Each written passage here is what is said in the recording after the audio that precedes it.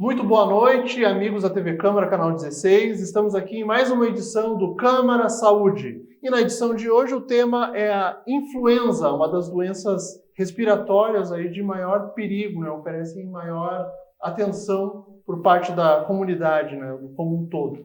E hoje o nosso convidado para tratar desse tema é o cirurgião torácico Saulo Cócio Martins Filho. O senhor é especialista em pneumologia também, né? Mas o senhor tem essa especialidade em cirurgião torácico, como cirurgião torácico, não é? Boa noite, Saulo. Boa noite, é um prazer participar desse programa da TV Câmara. Muito obrigado por sua presença aqui. Vamos tratar desse tema, né? No caso sobre a influenza, né? Que é uma das doenças que vem preocupa sempre, mas em especial nesse período de inverno, né? De frio. Preocupa, né, porque existe um histórico de ter incidência maior de casos, né, de influenza nesse período. Queria que o senhor, antes de entrar na questão da doença, nos falasse sobre a sua trajetória, né, como o senhor se especializou nessa área da pneumologia e chegou até a ser cirurgião torácico, né? Nos fale um pouco do senhor primeiro. Na verdade, eu já sou formado há 35 anos. E a minha formação principal, onde eu fiz as residências e especializações no exterior, foi em cirurgia torácica. Mas, por questões de respeito à carreira acadêmica, eu fui professor de uma universidade em que eu era coordenador do módulo respiratório. E eu não achei justo um cirurgião torácico não ter especialidade em pneumologia e dar aula a respeito. Então, em 2005, eu fiz a prova de título de pneumologia e, obviamente, desde então, eu tenho essa especialidade também na minha carreira e no meu currículo. Certo. Então, o senhor há quanto tempo é cirurgião torácico? Assim? Esse ano completa 30 anos. Né? E desses 30 anos, 27 anos trabalhando aqui em Passo Fundo. Né? Então, já me considero mais passofundense do que da minha cidade natal, que é Porto Alegre. Perfeito. Certo.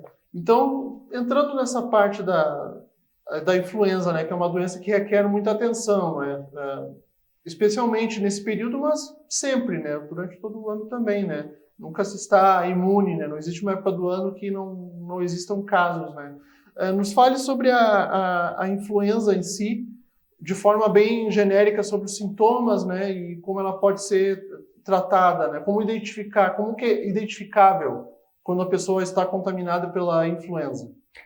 Na verdade, o nosso estado, o Rio Grande do Sul, ele é propenso a esse tipo de situação, até por ser um clima mais frio do que o restante do Brasil.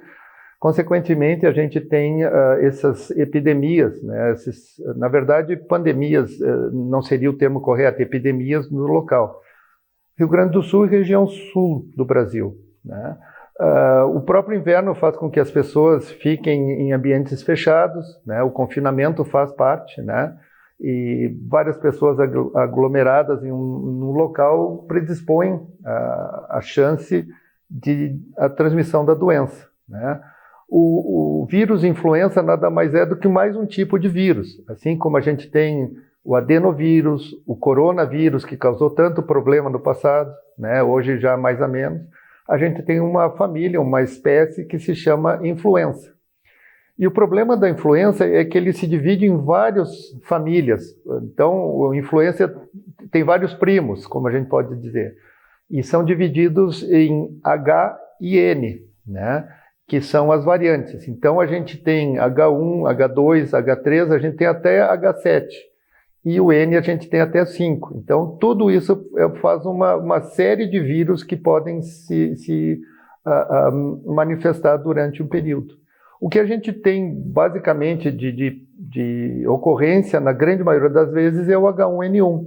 Né? Então, o influenza é conhecido como H1N1, mas, na verdade, ele tem vários outros tipos de influenza, né? Variando o número do H e do N. Curioso isso, né? São vários tipos, né? A gente ouve falar, lê mais sobre o H1N1, né? Mas a gente muitas vezes tem epidemias mais frequente também do H3N2. Ah, certo. Né? Vou lhe questionar sobre isso na sequência, mas primeiro, assim, sobre no que a influenza pode se diferenciar, por exemplo, da Covid-19, que recentemente afetou o mundo inteiro? Assim, o que o senhor pode dizer da diferença entre uma doença e outra? As duas são gripes, né? E as duas são causadas por vírus. Sabe-se que a Covid foi uma gripe de extrema agressividade, né? A virulência do coronavírus na época fez com que várias pessoas viessem a falecer, né? Uma situação mundial que, obviamente, acarretou em várias e várias medidas no intuito de cessar aquela pandemia. Algumas corretas, outras nem tanto, né? Mas foi a maneira que a população e os governos viram a maneira de resolver. O H1N1 ele já é um vírus, em termos de agressividade, de virulência, mais brando. Mas mesmo assim, a gente tem que ter a sua preocupação, porque existem hospitalizações e existem, obviamente, óbitos. Não da maneira absurda que foi o Covid, mas existem. O que se pode dizer sobre a origem da influenza? Assim? Eu me recordo que houve um surto grave originário no México, lá em meados de 2009, né? Onde já se denominou sobre o subtipo H1N1, já veio essa subdenominação, né? Foi lá mesmo, a influenza já havia antes e houve esse primeiro surto apenas nesse período. Como é que ocorreu essa disseminação dessa doença que veio a requerir um grande cuidado por parte do âmbito da saúde? Historicamente, a gente conviveu várias epidemias. E, obviamente, a gente tem que lembrar que a primeira que nós temos mais relatos e mais estudos foi a gripe espanhola, na década de 30. O vírus H1N1, o vírus influenza, sempre existiu. Ocorre que em 2009, uma cepa que foi achada no México tinha, como a gente já mencionou, uma virulência maior. E isso fez com que várias pessoas ficassem infectadas. E vale lembrar também a rapidez hoje com que os vírus ou as doenças se transmitem no mundo. Se nós lembrarmos, na década de 30, uma doença para mudar de continente precisava semanas, né? Até porque as viagens eram feitas de navio. Hoje, uma disseminação mundial ocorre em questão de horas, né? Uma pessoa doente pega um avião no México e, eventualmente, vai para qualquer lugar do mundo. E é o que ocorreu também em 2020, 19 e 20, com o Covid, né? Uma doença que iniciou localmente na China e, em questão de horas, já estava espalhada no mundo inteiro e a gente bem sabe todo o caos que foi durante aquela época. Pois é. O senhor mencionou sobre os tipos, né, os subtipos, né, as variantes, né? Temos lido recentemente, nós leigos, né, me incluindo como na categoria dos leigos, sobre um outro subtipo que é o H3N2. O que o senhor tem a dizer sobre esse subtipo que é mais recente comparado ao H1N1, né? Então, em seguida, eu lhe perguntarei sobre o comparativo entre esses subtipos, assim, mas o que o senhor pode dizer sobre esse subtipo mais recente para nós leigos, assim? São vírus, como a gente já mencionou, são vírus causados da família do influenza, e os sintomas são os mesmos, né? A gente vai ter pacientes com dor no corpo, dor de garganta, dor de cabeça, febre, né? Onde o sistema imune vai tentar resolver o problema da maneira própria, né? Que seria a nossa imunidade inata, que tenta, como nós tentamos nos defender das agressões de vírus, bactérias, enfim, né? O H3N2 é outro tipo, que a gente vai descobrir fazendo os testes sorológicos. A gente, clinicamente, não tem como diferenciar qualquer tipo de gripe, né? Então, é por isso que existem os testes de detecção. E hoje são tão comuns que qualquer farmácia nós conseguimos achar, né, testes de detecção para os vírus mais frequentes. Então, pelos testes, é possível detectar qual é o subtipo que a pessoa eventualmente pode estar contaminada. Exatamente. Não existe uma condição clínica que o paciente apresente que a gente diga, esse é influenza, esse é H1N1, esse é H3N2. Não, os sintomas são os mesmos. A gente vai precisar os testes laboratoriais para fazer a diferenciação. E isso é muito importante para a gente prevenir, né? E isso é importância se dá na fabricação das vacinas, né? Então, o que é a vacina do influenza? Nada mais é do que um pool, um número de vírus, que foram mais frequentes durante um período do ano em que são processados e feita a vacina. Então, por exemplo, hoje, atualmente, a nossa vacina é feita no Butantan e pega cepas do H1N1, do H3N2 e do subtipo vírus tipo B, que também é importante nessa situação. Então, o Butantan, os testes são feitos e as vacinas são feitas com esses vírus atenuados ou mortos, né? E daí se vem a segurança desse tipo de vacinação, né? É uma vacinação antiga, né? Com uma tecnologia já consagrada. Então, são vacinas seguras de se aplicar, no modo de dizer. Totalmente confiáveis à população. Assim. Confiáveis. As pessoas não precisam desconfiar. Não, porque são métodos antigos de serem confeccionados. É feito aqui no Brasil, o Instituto Butantan faz. Né? Então, a eficácia dessa vacina é comprovadamente relevante. E o Brasil sempre foi uma potência, né? Uma referência na questão de vacinação, né? Tanto na confecção, né? Na preparação de vacinas, quanto na cobertura, né? Como um todo, né? Existe essa parte de pesquisa no Brasil que não é quase demonstrada, mas existem grupos e centros de pesquisa muito atualizados. E isso quase a gente não conversa a respeito, mas nós temos centros aqui no Rio Grande do Sul, em São Paulo, Campinas, São Paulo capital, Rio de Janeiro, Minas Gerais, que são centros de pesquisa de ponta. Só que muitas vezes a gente não conversa a respeito desses centros de pesquisa. Certo. Então, vamos a um rápido intervalo agora, no nosso Câmara Saúde, e na volta do intervalo nós vamos aprofundar essa conversa sobre a vacinação da influenza e sua importância, né, sobre todo esse trabalho de vacinação aqui com o Dr. Saulo, né? Então já vamos então ao rápido intervalo e já voltamos com o Câmara Saúde.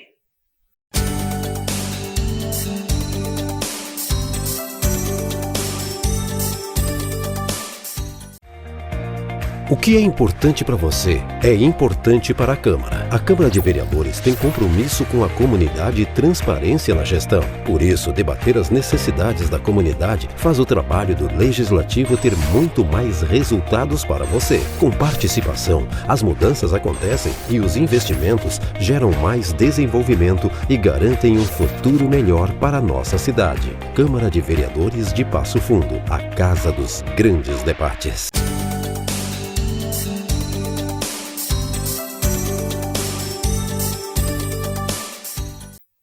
Então estamos de volta com o nosso Câmara Saúde dessa edição e nessa oportunidade o tema influenza, a doença respiratória e a importância da sua vacinação, né, para a prevenção da população. Estamos aqui com o Dr. Saulo Cóssio Martins Filho, cirurgião torácico e especialista em pneumologia também, né, para nos informar sobre a influenza, a importância da vacinação, né.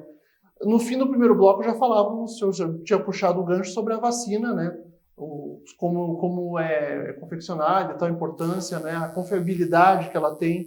E lhe pergunto, então, sobre a atualidade, nessa temporada, né, como o senhor vê o trabalho, a cobertura vacinal nessa temporada? Como o senhor vê a cobertura e o índice de vacinação das pessoas nessa temporada? Tanto nível local, regional, nacional, enfim, como o senhor tiver amparado de informações, como está esse ano, né, a situação da vacinação? É uma situação, digamos, decepcionante, porque o engajamento da população em geral, e eu acredito que seria o ideal falarmos em Passo Fundo, em 2019 vem caindo muito, né? Se nós compararmos, nós tivemos um pico em 2020 de mais de 90% das pessoas vacinadas contra o vírus da influenza. E gradativamente houve essa queda, e hoje nós chegamos ao resultado bem constrangedor de 46% da população vacinada. Menos da metade, né? Menos da metade, bem menos da meta programada pela Secretaria da Saúde. Sim. E aqui o senhor atribui essa baixo percentual? Essa é uma pergunta muito interessante e obviamente é uma interpretação própria. Eu acredito que a vacinação do Covid trouxe muito problema para as vacinações que ocorriam antes. A questão política do Covid influenciou de uma maneira não satisfatória na saúde, né? Então, nós tínhamos campanha de pessoas dizendo que a vacinação era obrigatória, outras pessoas dizendo que vacinas era facultativa, a gente podia vacinar da maneira possível. E isso trouxe muita desinformação, né? Agregado a isso, começaram os relatos de que a vacina do Covid fazia mal, tinham efeitos colaterais danosos. E começou, então, a aparecer situações de cardiopatia dilatada, de problemas de morte súbita. E isso fez com que as pessoas tivessem medo da vacina. Mas o importante é salientar que são duas vacinas de concepção completamente diferente. Nós falamos aqui que a vacina do Covid foi uma vacina feita em 6 meses e usou a terapia gênica. O que é a terapia gênica, na grande maioria das vezes? É pegar um vírus e atenuá-lo, deixá-lo inerte, mas ainda viável. Então, ele ainda está vivo. Então, existem centros no mundo em que tiram a parte infectiva, tiram aquela parte de agressão do vírus e instalam, no caso do Covid, a vacina, né? Ou o sistema que vai fazer a nossa imunização induzida. E aí se davam esses vírus atenuados, né? Junto com a vacina da Covid. Isso aí causou muitos problemas. A nossa vacina, a vacina da influenza, como eu falei anteriormente, ela é uma vacina feita através de vírus mortos. Então, o que o organismo vai reagir? Ele vai reagir contra a proteína que existe na capa, no vestido do influenza. Então, não tem nada a ver com terapia gênica. É assim como as vacinas feitas para sarampo, né, feitas para o tétano, né, feitas para raiva, que se dá em cachorros, sabe-se que a raiva é uma mortalidade de 100%, então existe a vacinação, e se a gente não fizer a vacina, a gente morre, porque a raiva é 100% de óbito, né? Assim como foi brilhantemente feito para a paralisia infantil, né? Então eu coloco a vacina da influenza nesse rol de vacinas em que a gente tem segurança em aplicar, né? E essa desinformação fez com que as pessoas ficassem com medo de vacina, né? Dessa vez eu vou enfrentar sozinho, não vou fazer vacina porque tem esse risco. E eu gostaria de enfatizar, então, essa situação em que a influenza é uma vacina segura no sentido de aplicação. Sim. Tanto em crianças como em idosos. São processos totalmente diferentes, como o senhor explicou, né? Completamente diferentes. Se a gente lembrar também, historicamente, as primeiras vacinas do Covid, quem fez foi o Instituto Butantan.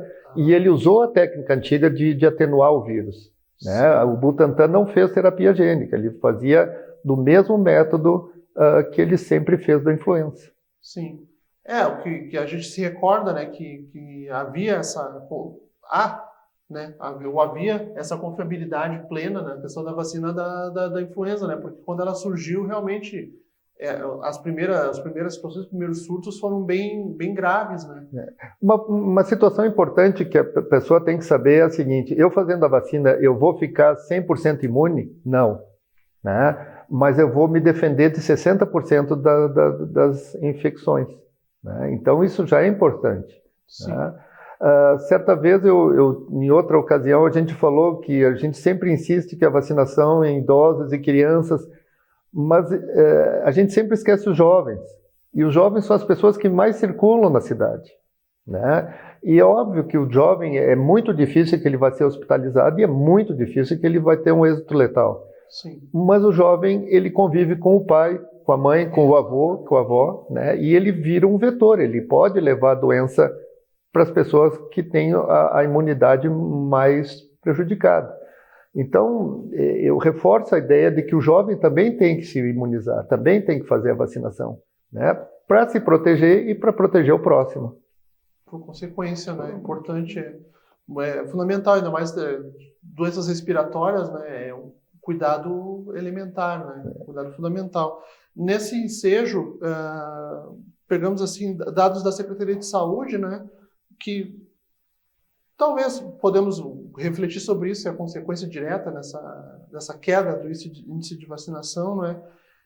Houve mortes em Passo Fundo, são 12, né? 12. Até agora, né, em 2024, né? No estado são 171, conforme os dados, né? Exatamente. 171 mortes. E quais são as causas para esse número, que é considerado uma elevação, né, de índice comparado a outros anos, né? É diretamente vinculado a essa queda do índice de vacinação? Com certeza. Ou há outros fatores além desse? Não, com certeza, a gente atribui esse aumento de casos à falta de profilaxia, à falta de vacinação. Um dado desse importante que falasse, Carlos, é a respeito das mortes e a respeito das hospitalizações. Sim. Mas o índice de letalidade que é importante. E se nós formos ver o índice de letalidade no Rio Grande do Sul, hoje está ao redor de 1, né, por 100 mil. E em Passo Fundo está 5 por 100 mil. Então, 5,8 para ser mais exato. Então, aqui é uma região que preocupa, é uma região que a gente tem que cuidar. O que acontece quando a pessoa é hospitalizada? A doença, ela por si só pode causar uma pneumonia viral ou podem ocorrer infecções secundárias, e aí geralmente é por bactéria, e a pessoa vai desenvolver uma pneumonia, né? E essa pneumonia, ela vai fazer com que o paciente eventualmente entre em insuficiência respiratória, né? Então esse que é o problema da doença viral em si, né? A evolução para um quadro desfavorável, né? No momento que o paciente tem insuficiência respiratória, daí a gente já tem uma situação mais reservada, em que existe necessidade de CTI e cuidados especiais. Sim. E sobre a vacina, né, sobre o produto em si, né, como é que é a adaptação dela no corpo da pessoa, assim? Como é que é a adaptação, como é que é o funcionamento dela no corpo? E ela precisa causar algum efeito? Nós vamos dar, então, um anticorpo, um antígeno, né, que é a proteína do vírus. Esse vírus essa proteína viral vai ser apresentada na nossa corrente sanguínea, e aí, consequentemente, nós começaremos, através dos linfócitos, a produzir os nossos anticorpos. Então, se nós formos infectados por essa cepa que a gente foi vacinado, a gente já tem anticorpos prontos para combatê-la, né? Só que existe um período em que a gente tem que esperar essa proteína ser apresentada aos linfócitos e, consequentemente, ser produzidos os anticorpos, né? E esse período gira ao redor de 3 a 4 semanas. Então, a gente fazendo a vacina hoje, a gente vai ter os anticorpos circulantes em 2 a 3 semanas, 4 no máximo, dependendo do organismo da pessoa. Perfeito. Bom, sobre a contaminação da doença, né? Há uma faixa etária que é mais suscetível a ser contaminada pela influenza? Se há, quais? Na verdade, a gente sempre vai ter a preocupação com os dois extremos, em que na criança, em que o sistema imune ainda está em formação, e com os idosos, onde o sistema imune já está em latência, né? Já está começando a não ser tão eficaz na proteção das doenças, né? Obviamente, essas pessoas convivendo com pessoas contaminadas em ambientes fechados, né, com pouca ventilação, consequentemente, existe uma chance maior de desenvolver a doença. Crianças e idosos, então, são as faixas etárias de maior atenção. De maior risco. Né? De maior risco. Exatamente, e maior atenção, consequentemente. Certo. Na sua visão, no Sistema Único de Saúde, né, como é que está a estrutura para atender essa demanda de casos de influenza? Assim, na sua visão, como é que tem funcionado atualmente? Eu acredito que toda vez que a gente tem uma situação de epidemia, sobrecarrega todos os hospitais e principalmente as emergências, né? E, obviamente, isso tem que ter uma demanda, né, para as pessoas que procuram essa assistência. Então, o SUS, ele tem por si só falando, ele cuida dessas pessoas, né? Um sistema único de saúde em que as pessoas têm que essa assistência global, né, e universal, em que as pessoas procuram para ser atendidas, né? Muitas vezes as pessoas ficam chateadas pela superlotação, mas tem que entender que são várias pessoas com a mesma doença procurando no mesmo momento, né? Então, existe a superlotação de emergências, existe a superlotação de hospitais. Muitas vezes os hospitais trabalham acima do 100% de capacidade, justamente para atender a demanda emergencial. Então, para encerrarmos nosso programa de hoje, assim, uma última reflexão, né? A questão reforçar essa importância, né? da informação quanto à confiabilidade da vacina da influenza, né? A importância, né? Só pode fazer um último apelo para quem estiver nos assistindo aqui e para que essa mensagem se espalhe, né? Da importância da conscientização, da prevenção, né?